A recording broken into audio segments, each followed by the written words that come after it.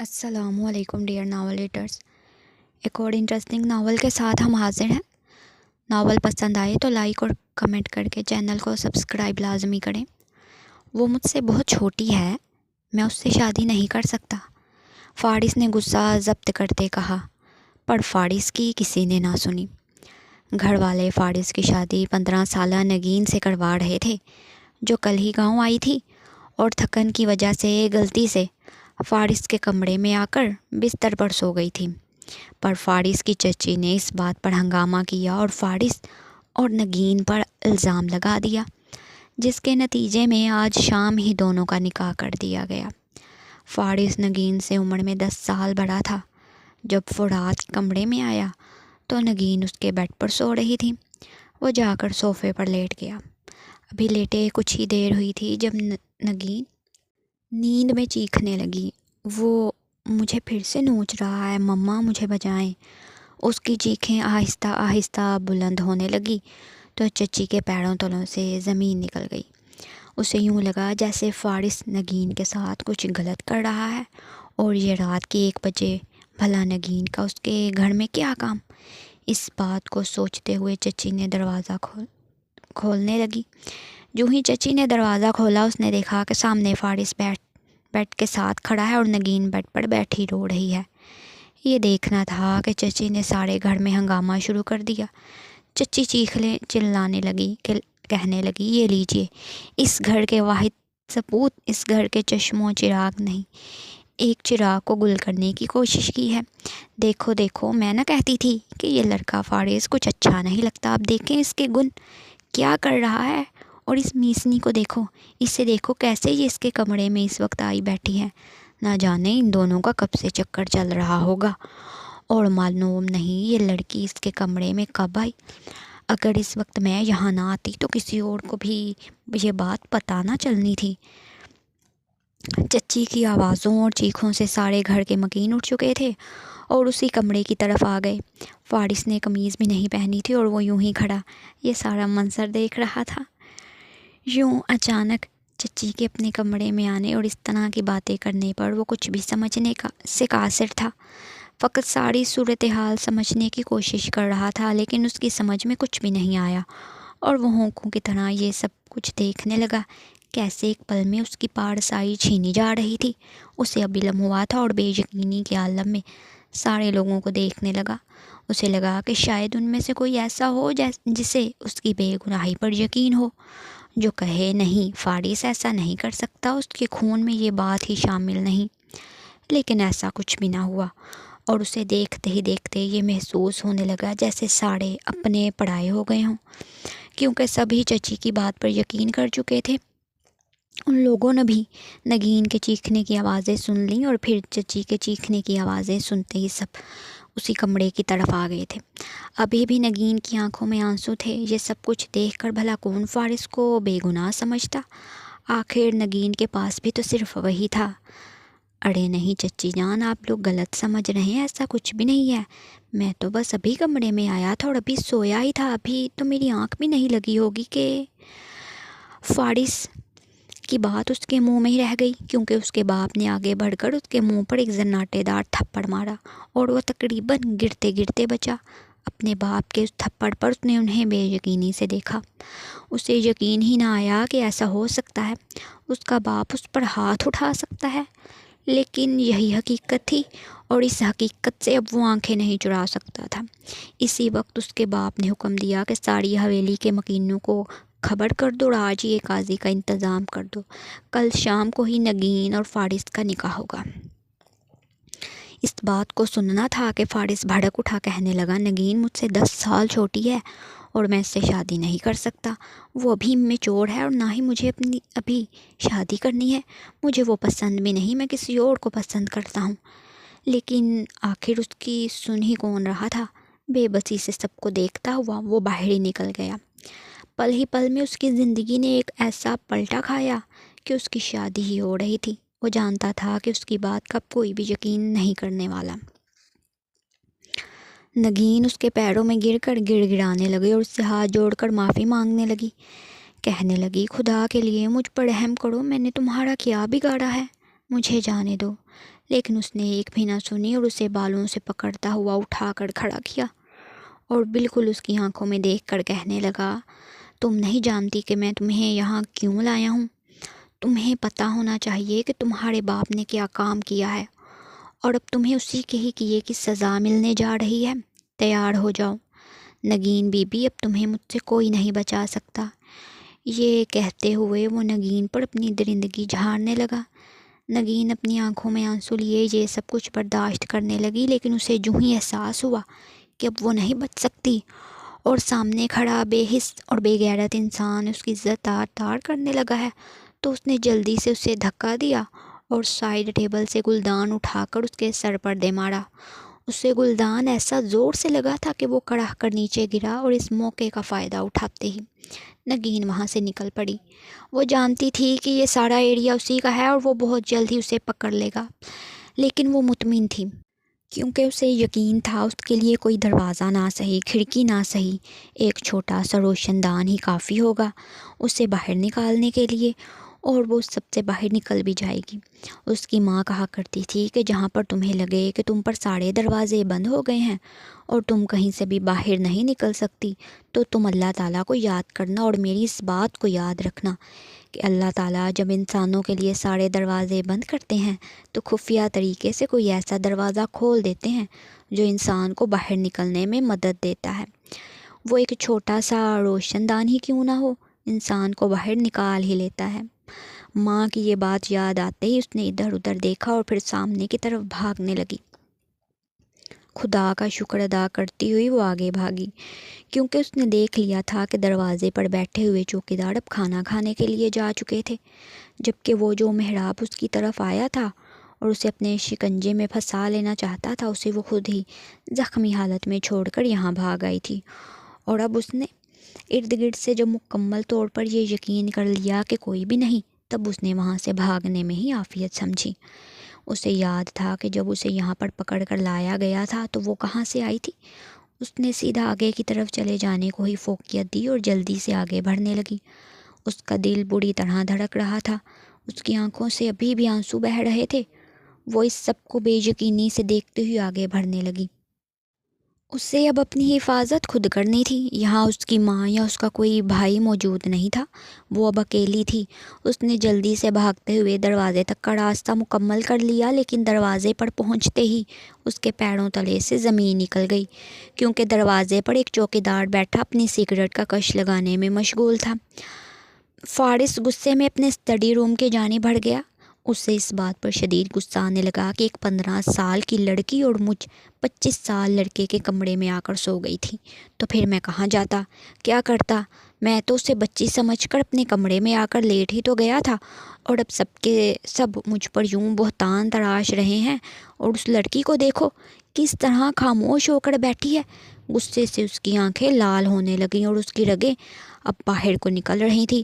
اس نے تو کسی اور کے خواب سجائے تھے اور اب کوئی اور اس کی زندگی میں یوں آنے لگی تھی جیسے کوئی بن بلایا مہمان۔ اسے رہ رہ کر اس لڑکی پر شدید غصہ آنے لگا۔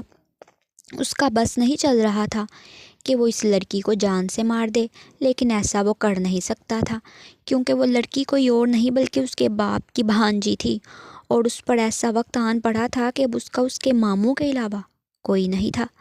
اس نے صبح بس یہی سنا تھا کہ اس کے ماموں زاد نگین ان کے گھر رہنے کے لیے آ رہی ہے۔ وہ نگین جو اس سے 10 سال چھوٹی تھی، جس کی پیدائش اسے اچھی طرح سے یاد تھی۔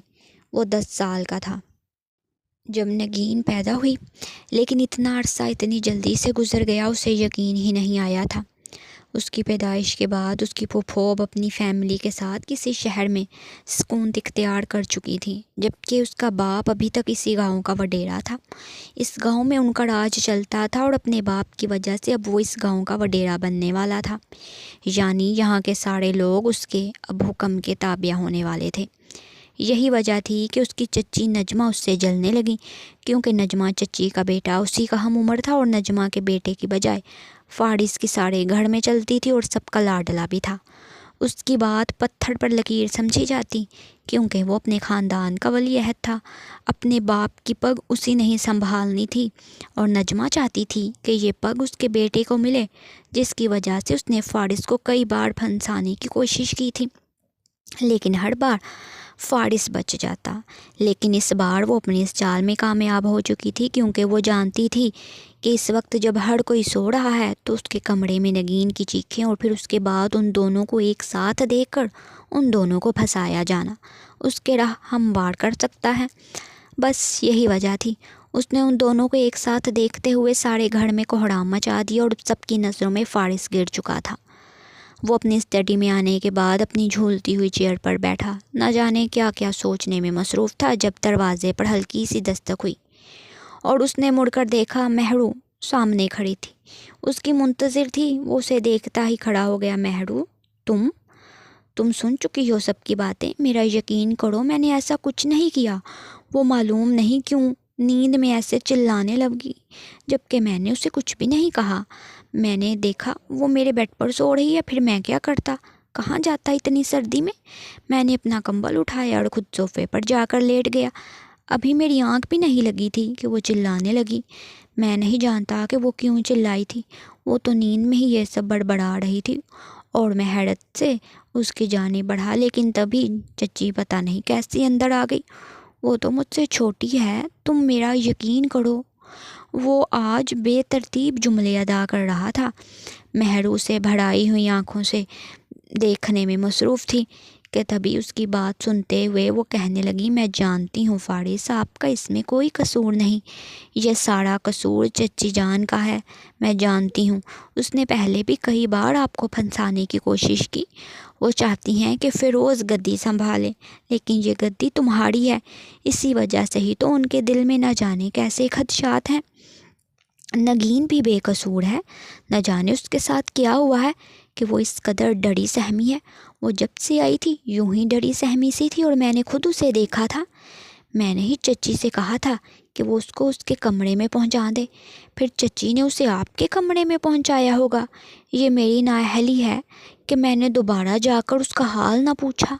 اگر میں دیکھ لیتی تو شاید یہ نوبت نہ آتی۔ وہ اپنی نم آواز میں یہ سب کہتی ہوئی فارس کو بہت بھائی تھی، لیکن وہ اس کی معصومیت سے کہی گئی یہ بات نظر انداز کر کے اسے کہنے لگا، مجھے یقین ہے کہ تم نے کچھ بھی نہیں کیا، یہ سارا کیا دھرا چچی جان کا ہے۔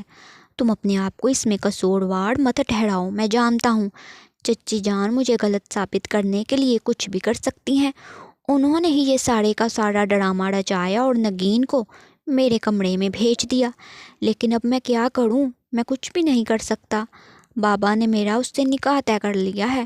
فارس نے اپنے ماتھے پر ہاتھ رکھتے ہوئے کہا۔ اس کا سر شدید درد کرنے لگا تھا۔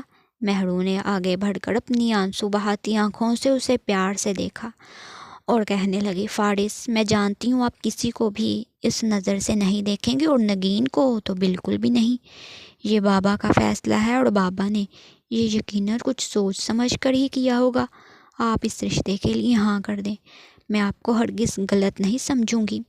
یہ کہتے ہوئے مہرو نے اپنے منہ پر ہاتھ رکھا اور اپنی چیخوں کو روکنے لگی اور پیچھے ہٹتی ہوئی باہر کو بھاگی۔ وہ پیچھے سے اسے آوازیں دیتا رہ گیا تھا۔ اس کا رونا ہمیشہ سے ہی اسی طرح تکلیف دیتا تھا جس طرح آج دے رہا تھا۔ وہ اسے بالکل بھی روتا ہوا نہیں دیکھ سکتا تھا، لیکن اب اس کی اپنی ذات ہی اس کی آنسوؤں کی وجہ بن چکی تھی۔ اس نے ارادہ کر لیا کہ اب وہ چپ نہیں رہے گا، بلکہ بابا کو ساری حقیقت بتا دے گا۔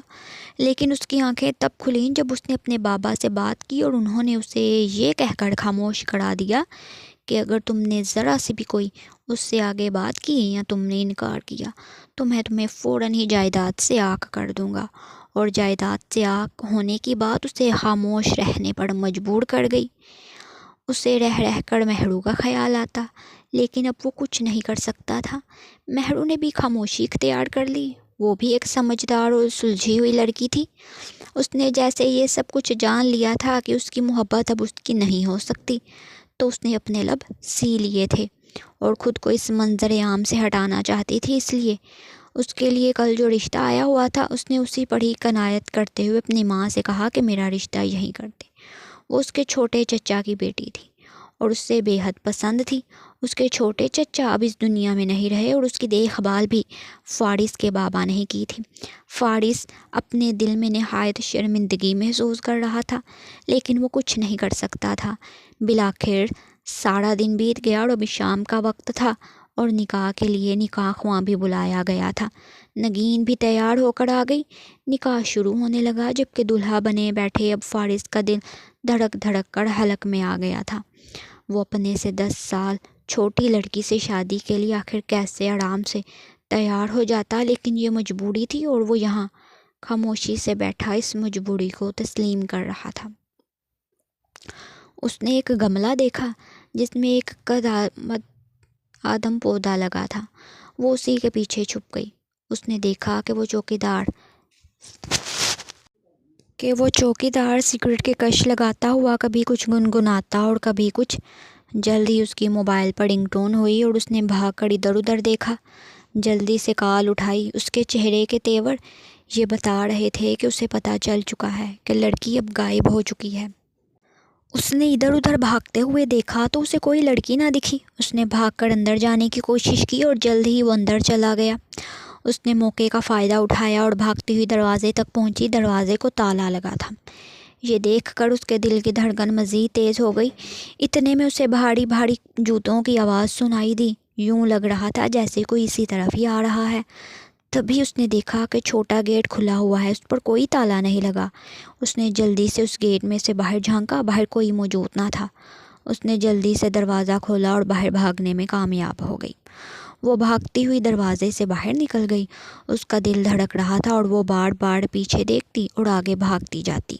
اسے اب بھی محراب اور اس کے بندوں کا خوف تھا۔ اسے لگتا تھا کہ وہ بھی پیچھے سے آ کر اسے دبوچ لیں گے اور دوبارہ سے اسے ایک قیدی بنا دیں گے، لیکن اسے اللہ تعالیٰ پہ یقین تھا کہ وہ اسے ضرور ظالموں کے شر سے بچا لیں گے۔ وہ 15 سال کی نگین اب بھاگ بھاگ کر تھک ہار گئی تھی۔ اب وہ بھاگتی ہوئی تقریباً روڈ پر آ چکی تھی۔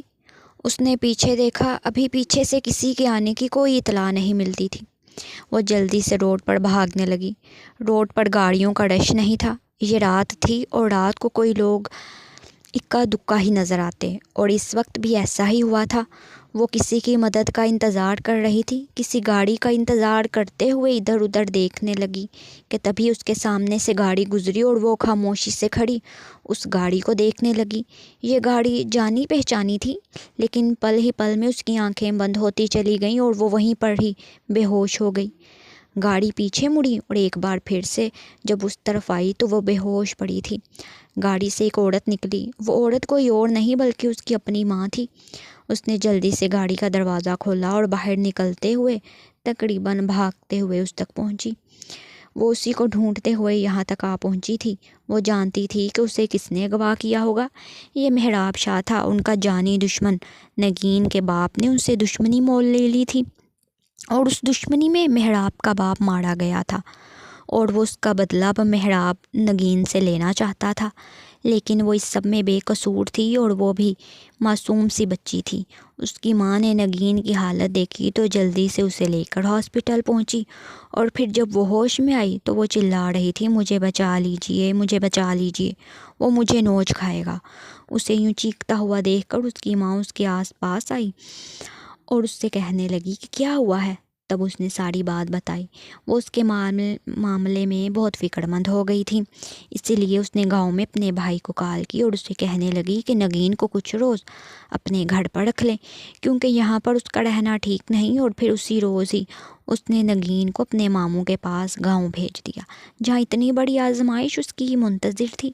اس کی ماں نے اس بات کا کسی کو نہیں بتایا تھا، تبھی تو وہ رات کو سوتے ہوئے یوں چیخنے لگی، اور پھر اس کی چیخوں سے نجمہ چچی اپنے کمرے سے نکل کر یہاں تک آئی تھی، اور پھر اسے فارس کے کمرے میں دیکھ کر اس نے مزید واویلا مچا دیا، اور اسی چیز کو مد نظر رکھتے ہوئے اس کے ماموں نے اس کا اور اس سے 10 سال بڑے فارس کا نکاح دوسرے روز ہی شام کو رکھ لیا تھا، لیکن وہ اس کے لیے راضی نہ تھی اور وہ کچھ کہہ بھی نہ سکتی تھی۔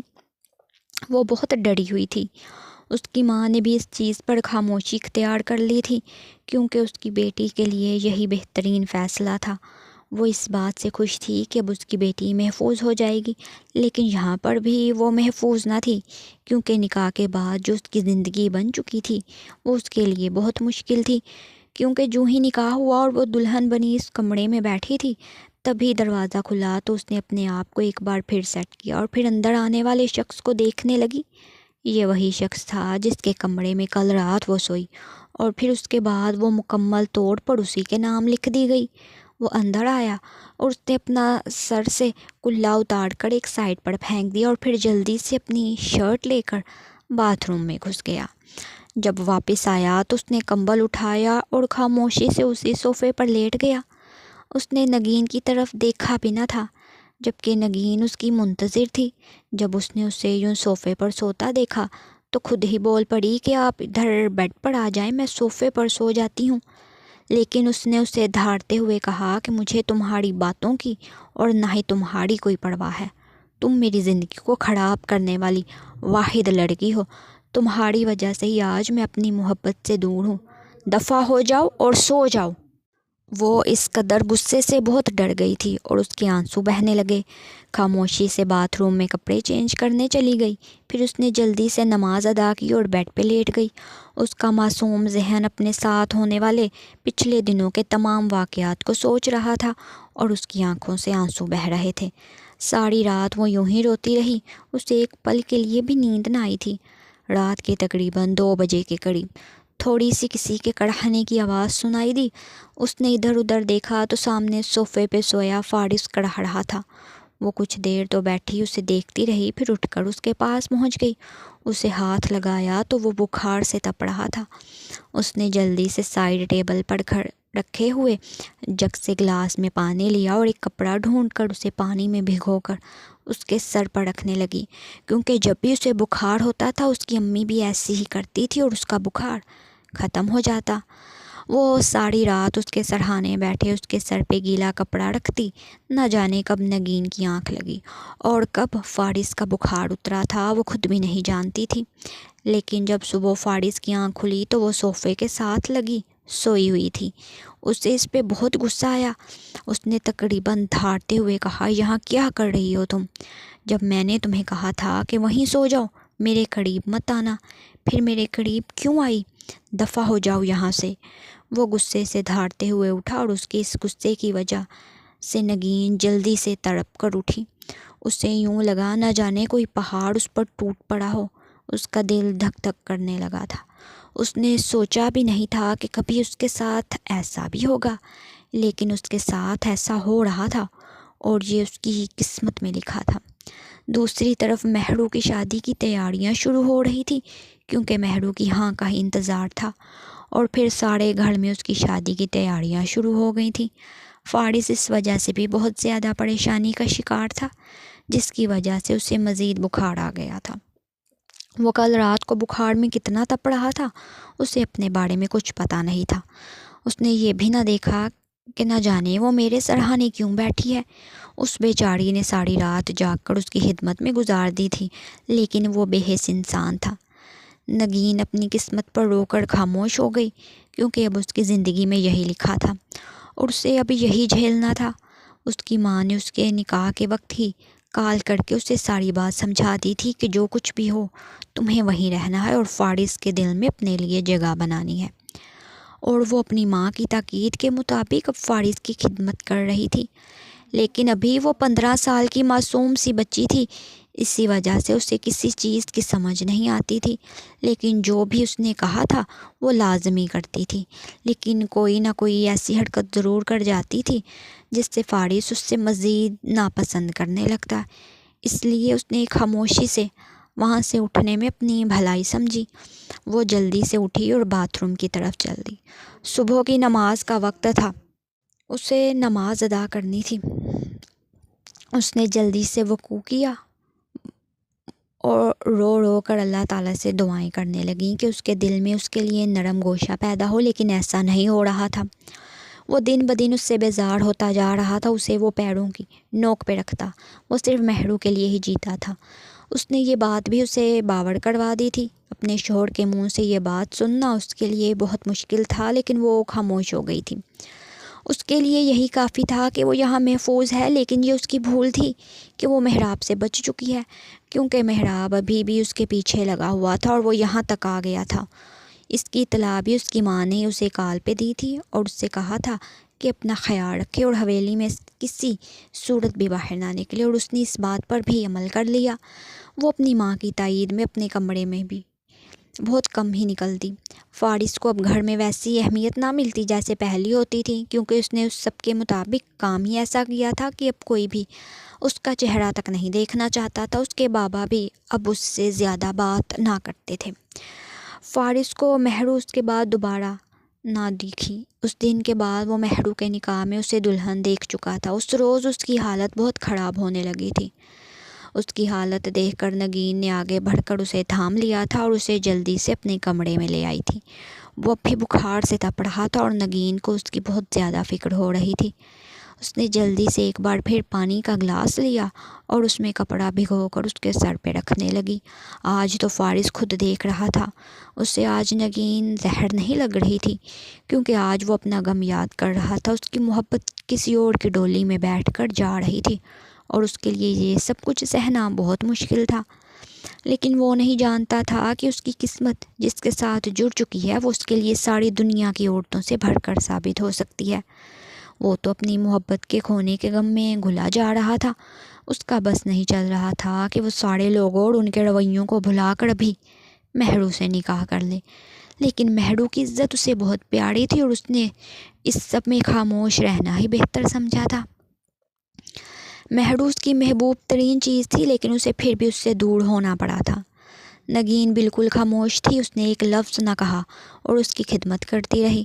تقریباً 2 دن بعد اسے اپنی طبیعت میں کچھ بہتری محسوس ہوئی تو اس نے دیکھا کہ وہ اپنے بیڈ پر ہے اور وہ اس کے سرہانے بیٹھی بیڈ کے تاج سے ٹیک لگائے نیند میں تھی، اور فارس کو آج اس پر غصہ نہیں آیا تھا، بلکہ وہ یہ سوچنے میں مصروف تھا کہ میں نے جس لڑکی کو اتنا زیادہ بے عزت کیا، جسے اتنا زیادہ میں نے اسے ٹارچر کیا، وہ پھر بھی میرے ساتھ یوں بیٹھی ہے، میری اتنی خدمت کرتی رہی، لیکن اس چیز کے باوجود بھی اس میں کچھ بھی نہ بدلا تھا اور وہ ویسے کا ویسا ہی رہا۔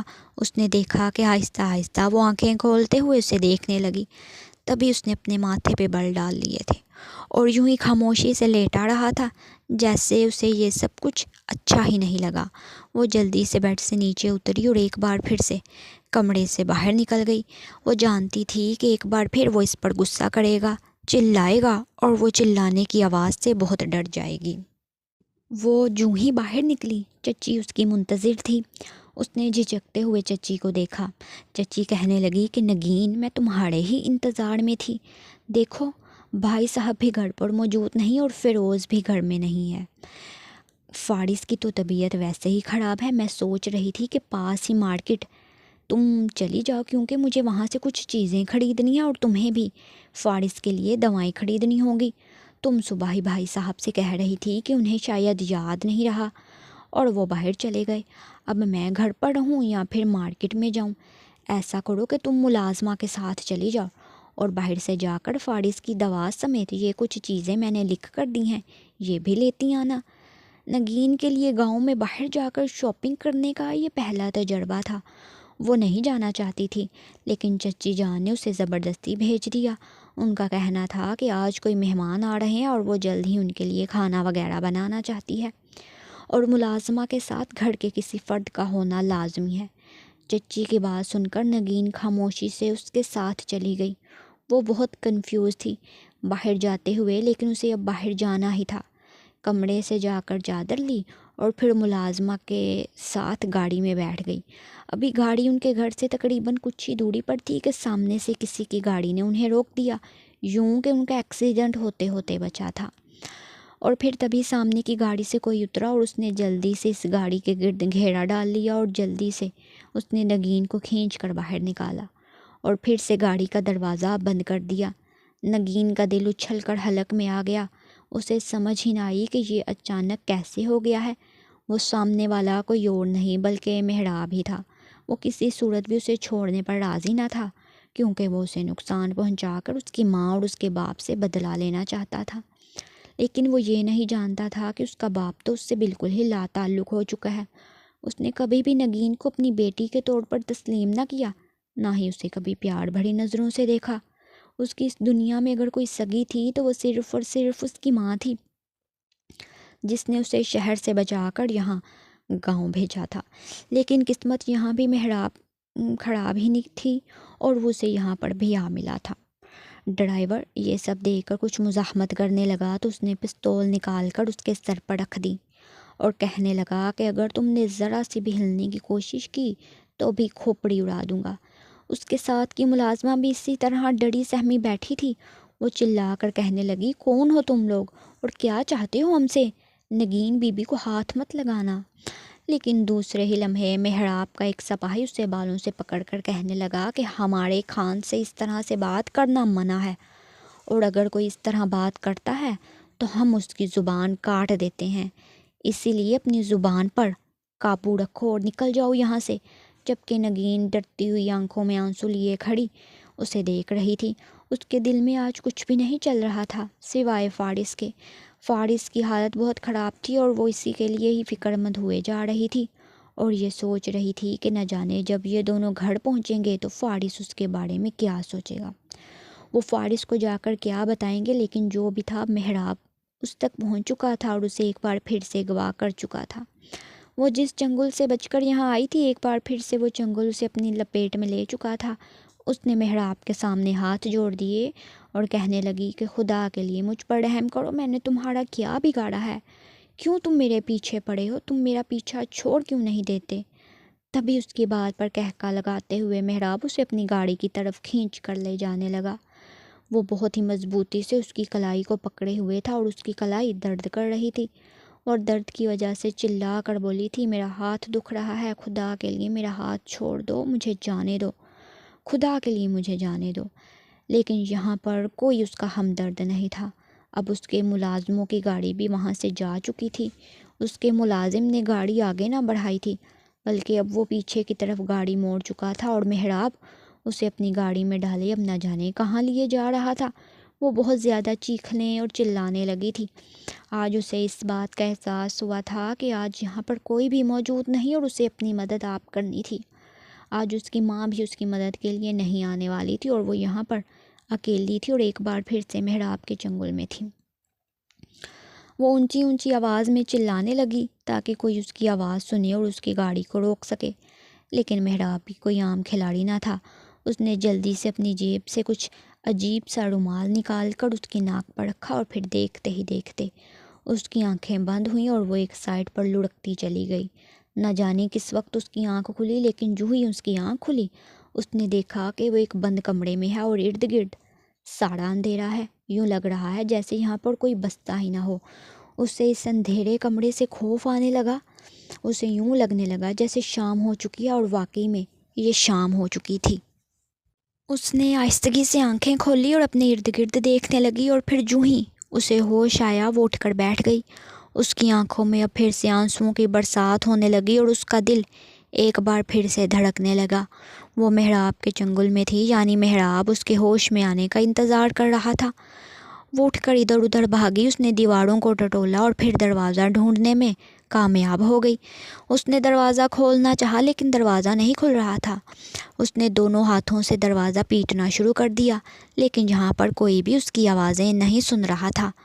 آج پہلی بار وہ اس قدر اندھیرے میں اکیلی تھی۔ ڈر سے اس کا رواں رواں لرز رہا تھا۔ فارس اپنے بیڈ پر ویسے ہی لیٹا تھا جیسے وہ اسے چھوڑ کر گئی تھی، اور اب تقریباً 10-15 منٹ ہی گزرے تھے کہ ملازم بھاگتے ہوئے اس کے پاس آئے اور کہنے لگے کہ نگین بی بی کو کوئی اغوا کر کے لے گیا ہے اور اس نے کہا ہے کہ ہم میں سے کوئی بھی مزاحمت نہ کرے ورنہ وہ ہمارا سر اڑا دے گا۔ اس بات کا سننا تھا کہ فارس کے پیروں تلے سے زمین نکل گئی۔ وہ اپنی بیماری کو یوں بھولا جیسے اسے کبھی کوئی بیماری لگی ہی نہ تھی۔ آج پہلی بار اسے نگین کی اتنی فکر ہونے لگی تھی۔ اس کا دل دھڑک کر اس کے حلق میں آ گیا۔ اسے لگنے لگا جیسے اس کے دل کی زمین ہل گئی ہو۔ اس نے جلدی سے تقریباً دھاڑتے ہوئے کہا کہ یہ کیا کہہ رہے ہو تم ہوش میں تو ہو؟ تبھی اس کا وہ ڈرائیور کہنے لگا کہ صاحب جی میں بالکل سچ کہہ رہا ہوں، میرے ساتھ رکھی بھی موجود تھی اور رکھی کو بھی انہوں نے کافی مارا، جس کی وجہ سے رکھی کو میں نے پٹی کروا کر اس کے گھر چھوڑ دیا اور میں جلدی سے آپ کے پاس آیا ہوں، آپ جلدی چلیے۔ وہ اس طرف کو دیکھ رہا تھا جہاں وہ جا رہے تھے، آپ چلیں میرے ساتھ، میں آپ کو لے چلتا ہوں۔ وہ تقریباً بھاگتا ہوا گھر سے نکلا اور اس نے چپل بھی نہ پہنی تھی۔ وہ بھاگتا ہوا اس کے ساتھ گاڑی تک پہنچا اور پھر اس نے جلدی سے اسے کہا کہ اپنی بندوق میرے حوالے کر دو اور تم جلدی سے گاڑی سٹارٹ کرو، اس سے پہلے کہ وہ نگین کو کوئی نقصان پہنچائے۔ اور اس بات پر خود بھی حیران تھا کہ اس میں اتنی انرجی کیسے بھر آئی تھی اور وہ کیسے نگین کے لیے اتنا پریشان ہو گیا تھا۔ ہو نہ ہو اس کے دل میں نگین کے لیے کوئی نہ کوئی نرم گوشہ پیدا ہو چکا تھا۔ وہ دھڑکتے دل کے ساتھ اب اس کے ساتھ ہی گاڑی میں بیٹھا تھا۔ کچھ دیر بعد ڈرائیور نے جا کر ایک جگہ گاڑی روک دی اور کہنے لگا میں نے یہیں سے کھڑے ہو کر انہیں وہاں پر گاڑی کھڑی کرتے دیکھا تھا، لیکن اب وہاں پر گاڑی نہیں، لیکن وہاں پر ایک حویلی ہے جسے ہم فارم ہاؤس کہہ سکتے ہیں، ہو سکتا ہے یہ انہی کا ہو اور یہیں پر ہی نگین بی بی بھی ہو۔ اس کی بات سنتے ہی وہ تقریباً بھاگتے ہوئے اس جانب جانے لگا۔